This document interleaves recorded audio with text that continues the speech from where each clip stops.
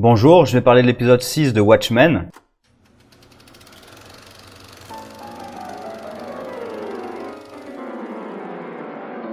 Alors, l'épisode est globalement très bien fait, mais je prépare parce que j'ai quand même des points négatifs sur cet épisode, mais quand même, globalement, il est vraiment très bien fait, mais je dirais presque, pour moi, le style dépasse peut-être le script, qui est quand même bien foutu, hein, mais j'ai quelques soucis que j'évoquerai. En fait, c'est surtout des soucis ça va être quelques détails et aussi des soucis de développement de personnages, c'est-à-dire que l'épisode, donc, c'est un gros épisode flashback. Alors, de base, j'aime pas trop les épisodes flashback, puisque souvent, je trouve, voilà, ça fait une pause, en fait, dans le récit, pour raconter des éléments qui sont pas toujours nécessaires et qu'on aurait pu raconter d'une autre manière.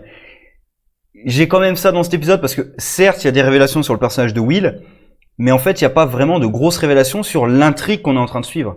Par exemple, on ne sait pas comment Will a rencontré Lady Trio. On ne sait pas ce qu'il va faire avec elle. Là, on voit une nouvelle menace, Cyclops, qui est donc en fait c'est un autre nom pour le clan, hein, c'est le KKK. D'ailleurs, ils ont encore leur robe de Klansmen. Mais on ne sait pas si cette menace-là, le Cyclops, est encore présente dans le futur.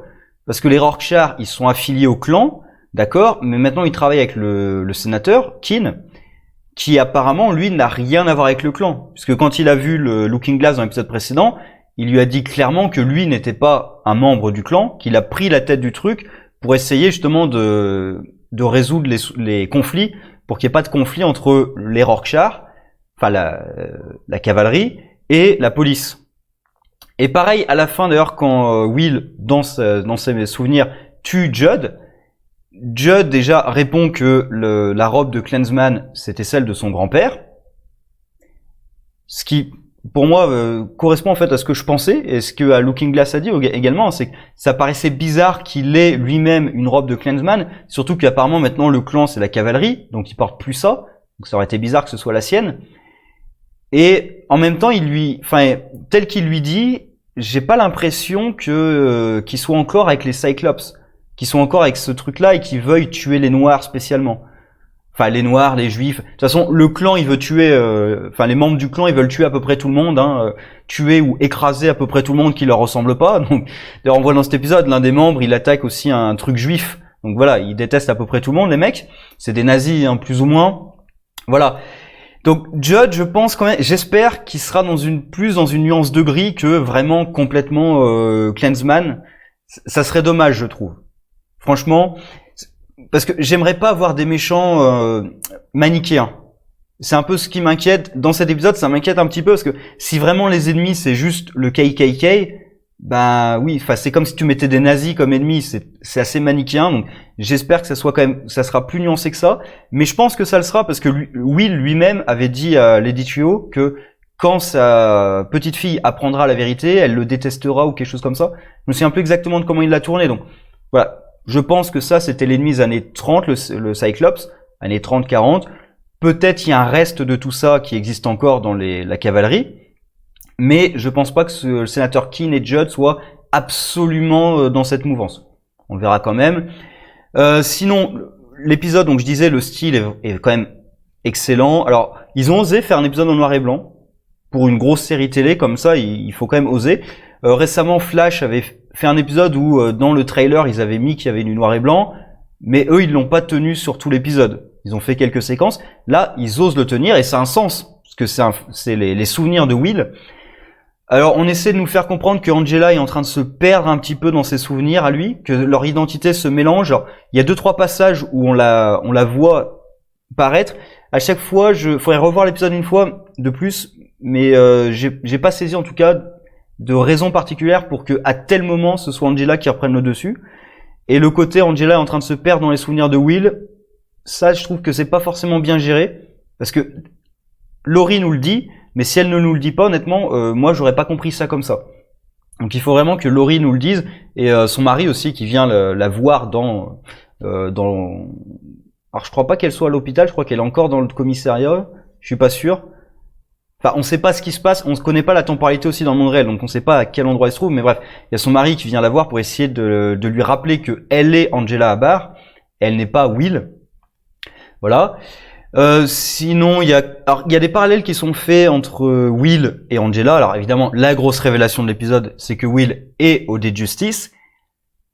Alors, ça, j'ai du pour et du contre. J'ai un pour, c'est que personne ne connaît l'identité de O.J. Justice. D'ailleurs, c'est le seul Minuteman qui n'a pas révélé son identité. Et au moment où on a demandé à tous les Minutemen de révéler leur identité en privé à des membres du Congrès, il me semble, il a refusé, il a arrêté, il s'est barré. Et tout le monde a pensé que c'était l'Allemand, là, je crois que c'était un type dans les cirques, je crois qu'il faisait ça, l'homme le plus fort du monde dans un cirque ou un truc comme ça. Et tout le monde a cru que c'était lui, qu'on voit d'ailleurs dans la série Minutemen, enfin American Hero Story, qu'on voit dans la série Watchmen. Donc ça peut être logique que ce soit lui. Après, là où j'aurais un petit bémol, c'est que O.J. Justice, en tout cas dans l'autobiographie fictive du premier Night Owl, semble avoir tenu des propos favorables au Troisième Reich. Donc voilà, là j'ai un petit côté... alors peut-être que Night Owl a mal retranscrit ses propos, peut-être qu'il a inventé, on sait jamais, mais je pense honnêtement, vu la teneur de Watchmen, je pense vraiment que O.J. Justice, dans l'esprit en tout cas des auteurs, donc Gibbons et Moore, je pense qu'O.J. Justice était vraiment nazi. Et d'ailleurs, le fait qu'on pense que c'est un ressortissant allemand qui était O.J. Justice, c'est pas pour rien. Je pense qu'il était vraiment, dans la tête en tout cas des auteurs, nazi. Bon, après, comme on connaît pas son identité, qu'il y a beaucoup de mystères, on peut retourner le truc et dire non, mais en fait, c'est parce qu'il était noir et ça passe. En plus, il pense bien à mettre du maquillage blanc aussi autour de ses yeux, ce qui fait un parallèle avec Angela, qui elle met un maquillage noir. Donc il y a aussi le côté de, à l'époque, il fallait se cacher, se mettre en blanc. Aujourd'hui, au contraire, elle peut assumer d'être noire. Il y a ce côté-là qui est exprimé là-dedans. Il y a beaucoup de références, justement, aux Minutemen et à la création de Watchmen. Déjà, il y a des références explicites avec Superman. On fait même un lien entre Superman et Will. Mais surtout, le fait qu'il y ait un comic book Superman, parce que je me souviens, dans l'autobiographie de Night Owl, il parle de ce comic book Superman en disant que c'est quelque chose qui a vraiment changé sa vision du monde, avec des nouveaux super-héros qui apparaissaient. En plus, il voit dans les journaux qu'il y a O.J. Justice, qui fait à peu près les mêmes actes qu'il fait dans l'autobiographie, parce que je me souviens qu'il avait empêché une agression. Alors moi, je me souvenais d'une agression d'une femme. Là, c'est un couple, donc peut-être que c'est moi qui me tiens mal des choses. Voilà, ça correspond plutôt à ce qu'a dit O.J. Justice. Pareil, le truc à main armée. Ça aussi, j'ai bien aimé la différence entre la série télé, donc l'aspect fictif de la réalité, où le combat est quand même chorégraphié, et il réussit à battre des types qui sont armés, et là, la réalité où le combat est beaucoup moins chorégraphié, il a un peu plus de mal à s'en sortir, et dès que quelqu'un sort une arme, ben, il est obligé de s'enfuir. Il peut pas à main nue combattre une arme. Ça, j'aime bien la différence justement entre la fiction propre, elle était violente, mais stylisée et chorégraphiée, et la réalité qui est quand même beaucoup plus... la réalité, on est dans une série télé, mais c'est censé être les souvenirs de Will, qui est quand même beaucoup plus brouillonne, et où Will n'est pas tout puissant. C'est pas un super-héros qui est capable de tout faire, c'est quand même un être humain ordinaire. Voilà, ça c'était plutôt bien. L'épisode m'a beaucoup fait penser à deux autres films. Alors un que j'ai pas vu, mais je sais, Get Out. Donc j'en ai entendu beaucoup de bien, mais j'ai toujours pas vu. Et je sais que dedans il y a de l'hypnose, que c'est un truc des blancs contre les noirs, quelque chose comme ça. Donc là, comme il y a les membres du clan qui utilisent l'hypnose sur des populations noires, forcément j'ai pensé à ça. Et aussi ça m'a fait penser à Birdman. Parce qu'il y a les tambours de temps en temps, et puis il y a quelques séquences qui font un petit peu plan-séquence du genre, il est dans une séquence, il est dans une scène, et il y a une porte qui apparaît plus ou moins, et hop, il franchit la porte, il est dans une autre scène. Ça fait un peu ce côté de, justement, je suis dans le théâtre. Parce que c'est ça, Birdman, je navigue dans le théâtre, et il y a aussi le côté de, il faut pas forcément croire tout ce qu'on voit. C'est-à-dire que globalement, tout ce qu'on voit, c'est vrai, mais il y a des éléments qui sont un petit peu fantasmagoriques qui apparaissent dedans. Par exemple, la voiture de flic qui avance et on voit deux personnes qui sont traînées derrière. Donc clairement, on devine que c'est pas ce qui s'est passé en vrai. Qu'en vrai, les types ont pas roulé en plein milieu de la rue avec deux cadavres ou deux personnes, hélas encore en vie, derrière eux. On en doute. Mais du coup, nous, ça nous donne directement l'information qu'on avait déjà, faut être honnête, mais ça nous donne l'information que ils vont lyncher. Et on devine d'avance qu'ils vont lyncher le Will, qui survit d'ailleurs et qui devient O.J. Justice. Et d'ailleurs, c'est son événement traumatique qui quand même il se fait pendre, qui le rend O.J. Justice. Donc ça marche bien aussi avec le costume de O.J. Justice. Donc il y a plein d'éléments qui marchent bien. Après, pour moi, il y a quelques éléments qui patinent un petit peu. Moi, je pense surtout, le personnage de Will, je le trouve bien travaillé, mais ça va être surtout ses relations, c'est-à-dire Metropolis et sa femme. Metropolis, parce que les deux mecs se jettent dessus sans aucune raison. D'ailleurs, on voit même pas le moment où ils se tournent autour, quoi. Ils discutent un petit peu, scène d'après, ils sont en train de baiser. D'accord? Il y a rien qui permettrait de comprendre leur relation, quoi. C'est juste, bon, nous, ce qui nous intéresse, c'est Will. Donc voilà, on cut, on vous cut le passage où ils sont peut-être tournés un petit peu autour, et hop, on met directement ça. Même il y a rien qui laisse entendre que Will serait homosexuel. Et même question, c'est est-ce qu'il est homosexuel ou est-ce qu'il est bisexuel? C'est-à-dire, est-ce qu'il aime vraiment sa femme ou est-ce que c'est une couverture? On sait pas en fait à la fin de l'épisode. Et moi, j'étais convaincu à ce moment-là que sa femme allait le quitter à cause de sa relation avec Metropolis. D'ailleurs, même sa relation avec Metropolis, je peux continuer. Metropolis est plutôt de son côté, bon pour le recruter et aussi apparemment pour le sauter, mais plus tard il change complètement, il vire complètement le truc et il arrête de le croire. Et là j'avoue qu'il y a un truc qui me dérange, même sur le côté oh c'est de l'hypnose, qu'est-ce que tu nous racontes et tout. Le mec raconte que Moloch est en train de fabriquer une arme pour utiliser les rayons du soleil, je crois, comme arme mortelle ou un truc comme ça. J'ai plus le truc exactement en tête, mais voilà, je me suis dit ouais, ça c'est vraiment un plot de comic book des années 30-40, ouais. Et après, utiliser Mesmer pour essayer d'hypnotiser les gens, non, ça c'est abusé, quoi, on n'y croit pas. Ouais, c'est un peu bizarre. Alors, je comprends, il y a l'idée que oui, c'est les quartiers pauvres, en plus c'est les quartiers noirs, donc nous on s'en fout, ça nous fera pas de la pub, c'est notre audience s'inquiète pas de ça. Ce qui pour le coup ressemble beaucoup aux Minutemen, hein, de s'inquiéter presque plus de la pub que du vrai combat de super-héros. Enfin de super-héros, ils ont pas de super-pouvoir. Et donc ce revirement de Metropolis, je trouve qu'on le voit pas venir. Enfin c'est ça, c'est-à-dire qu'en fait la relation avec Metropolis, on s'y intéresse pas. On sait qu'elle existe, mais elle est pas vraiment travaillée, on s'y intéresse pas. Ce qu'on s'intéresse, c'est plutôt Will lui-même. Et pareil avec sa femme qui lui dit au début que c'est un homme en colère. Alors je vois rien qui, en tout cas au début, justifie le fait de dire que c'est un homme en colère. Juste c'est sa femme qui lui dit. Bon. Après aussi, on pourrait considérer que sa femme a interprété le fait qu'il cache son homosexualité comme étant un homme en colère. Et plus tard, quand elle le quitte à cause de ça, à cause du fait que c'est un homme en colère, honnêtement, pour moi, ça sort de nulle part. Parce que il y a rien, en tout cas, dans son comportement en ce moment-là, qui pourrait dire à sa femme que maintenant, c'est vraiment le moment où il faut le quitter. Que là, il devient dangereux. Parce que nous, on voit qu'il vient de massacrer quand même pas mal de personnes. En même temps, il a certainement tué d'autres personnes dans sa carrière de héros, et même en tant que flic. Et le moment où il rentre et il prend son gamin, il est un peu, il est un peu excité, il est un peu choqué et tout, et il commence à lui laver le visage. Oui, d'accord, pour la femme, elle peut peut-être prendre le gamin et dire oh tu te calmes et tout, mais elle va directement à l'étape supérieure de non, je te quitte parce que t'es un homme violent. Ah bon? À quel moment? Et c'est ça, c'est un peu le côté, c'est trop rapide dans l'évolution de la relation, et je trouve est un peu trop rapide parce qu'en fait on nous la montre pas. Donc c'est là où j'aurais des points négatifs, surtout sur ces points-là. Il y a aussi un petit peu un côté surréaliste à l'épisode, mais c'est voulu, je pense, parce que c'est les médicaments en fait qui ont fait ça. Par exemple, face à, je sais pas comment il s'appelle, le mec qui voit au début là, qui balance un cocktail Molotov dans une boutique juive.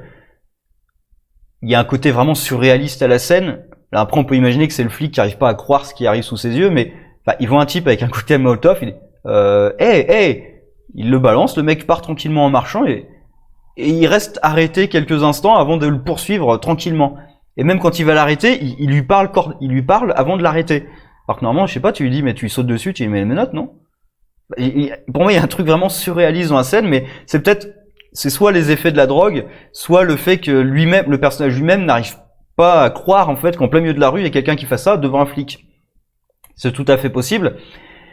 Et aussi le symbole du Cyclops aussi, où les mecs font le symbole du Cyclops en plein milieu du commissariat devant le type. Alors que quand les flics arrivent, c'est au contraire, c'est pour essayer de calmer le truc et que Will ne comprenne pas qu'ils sont ensemble. Et après juste, dès qu'il se retourne, il fait le symbole. Vous êtes pas bien. Enfin, c'est un peu con. Après, on peut dire que tout ça, justement, c'est une vision un petit peu stylisée des souvenirs de Will qui se mélangent, et peut-être qu'il a découvert ça plus tard, que c'était des membres de ce Cyclops, mais qu'en fait, les souvenirs se mélangent. Il y a une possibilité, tout ça, mais Voilà, pour moi, je dirais quand même, pour cet épisode, pour moi, le style était vraiment très bon, la manière de filmer, tout ça. L'épisode était vraiment très bien foutu, oui, très bien ficelé. Au niveau du script, voilà, j'ai quelques petits reproches. Et au niveau du respect de Watchmen, je trouve que Audit Justice, qui était quand même connu comme nazi, qui devient noir. Alors, c'est malin quand même, puisque c'est Audit Justice, on n'a jamais vu son visage. Et là, il pense même à le maquiller en blanc et tout, donc... Voilà, je peux l'accepter. Après, on peut imaginer que dans le bouquin de Night Owl, autobiographique, il a peut-être mal compris un truc, mais voilà, moi j'avais quand même en tête que c'était un nazi. Bon, ça et aussi le fait que Night Owl le décrit comme ayant une carrure vraiment énorme, et du coup, comme c'est un homme muscle du cirque, pour lui, c'était logique que ça soit en effet Audit Justice. Bon, là, ça réécrit un peu l'histoire de Watchmen. Pourquoi pas, hein, ça peut marcher. Après, faut quand même oublier quelques détails pour que ça marche, ou alors imaginer que ces détails sont faux. C'est ça qui me dérange un petit peu, parce que pourtant l'épisode prend plein de détails de Watchmen en compte. Parce que par exemple, le fait qu'il a sauvé une femme ou un couple, je me souviens plus trop exactement. Dans la série, c'est un couple, mais dans le film, dans le comic, je suis plus sûr. Et pareil, la prise d'otage. Alors là, on voit justement que c'est pas vraiment une prise d'otage, que les autorités ont modifié la chose. Ça, pour le coup, c'était dans l'autobiographie de Night Owl. Et pourtant, l'aspect nazi, ils l'ont pas du tout pris en compte. Alors peut-être qu'on aura des réponses plus tard. Peut-être un truc du genre qu'il a voulu cacher la vérité, ou que peut-être quelqu'un d'autre a pris aussi la place de Audit Justice. Puisque Metropolis a l'air de pas être très satisfait de ce que fait Will. Peut-être qu'après, ils ont pris quelqu'un d'autre pour faire Audit Justice, pour continuer la marque, puisque ça devient une marque les Minutemen, c'est tout à fait possible. On verra si on apporte des réponses à tout ça ou pas. Après, pour moi, il manque quand même un peu des réponses par rapport à l'arc principal. C'est-à-dire que là, c'est surtout sur le personnage de Will. Très bien, mais là, bon, il reste 3 épisodes. Je pense vraiment qu'on va avoir des réponses imminentes. Maintenant qu'on a le personnage de Will, bah, il va falloir l'utiliser, quoi, vraiment. Et comme le plan de Will et Trius était censé prendre 3 jours, il me semble, on devrait arriver là au bout des 3 jours. Donc dans l'épisode prochain, voire celui juste après. Et pareil, on avait terminé l'épisode juste avant avec des membres de la cavalerie qui poursuivaient Looking Glass chez lui. Ce qui leur soulève la question, est-ce qu'ils ont été envoyés par le sénateur Keane, ou est-ce qu'ils ont fait ça de leur plein gré? Parce que il y a aussi le problème de, est-ce que Keane contrôle vraiment la cavalerie? Parce que lui dit il a contrôlé pour essayer de régler les soucis, mais est-ce que vraiment il la contrôle? Et est-ce que le Cyclops, par exemple, ça serait encore présent et ça serait une force qui travaille encore la cavalerie, et que Keane ne contrôle pas, ou alors Keane a menti à Looking Glass? Enfin, il y a plein de possibilités encore à venir. L'épisode était très bien foutu, mais moi j'ai quelques détails. Un qui me revient, et je vais terminer là-dessus je pense, parce qu'il y en a peut-être d'autres, mais il y en a un vraiment qui me revient tout de suite. Le fait que le gros mystère, j'exagère, mais le questionnement qu'on avait sur qui est le bébé que Will a sauvé, c'est juste sa femme. Voilà, par exemple, c'est un truc, je trouve ça un peu décevant, parce que tu te dis, mais si c'est juste sa femme, pourquoi avoir fait un élément là-dessus, quoi? Et puis aussi, il y a pas mal de rappels du premier épisode sur je trouve la séquence où il reparle du film un peu longue, parce qu'on l'a vu le film dans le premier épisode. Pareil, quand il rappelle qu'il a trouvé sa femme après l'accident et tout. Voilà, je trouve ça un peu long de nous rappeler des éléments qu'on connaît déjà. Alors après, il y a peut-être des personnes qui avaient oublié, mais pour moi, c'était encore frais dans ma mémoire. Du coup, le fait de nous le rappeler, ouais, je trouve ça alourdit un petit peu. Ça prend du temps sur d'autres trucs qu'on aurait pu faire. Par contre, le lien entre le film et ce que lui devient, pareil, le lien entre le film où, en fait, il se démasque, c'est le personnage masqué qui se démasque devant la foule pour dénoncer un shérif corrompu, et la foule l'acclame. Alors que là, c'est l'inverse, il essaie de combattre une corruption, il se rend compte qu'en fait, à visage découvert, ça marchera pas, et il est obligé de se masquer. Donc ça, il suit en fait le chemin inverse du personnage, avec évidemment sa mère qui joue au piano de temps en temps, qu'on retrouve. Il y a même des séquences où alors qu'il parle tranquillement, on voit je me souviens, au restaurant, il parle, et alors qu'elle lui dit qu'il a vu sa ville se faire massacrer, on voit derrière quelqu'un avec une robe de Klansman buter une autre personne. Donc il y a un côté surréaliste, mais ça pour moi ça rentre dans le style. Voilà. Sur ce, au revoir.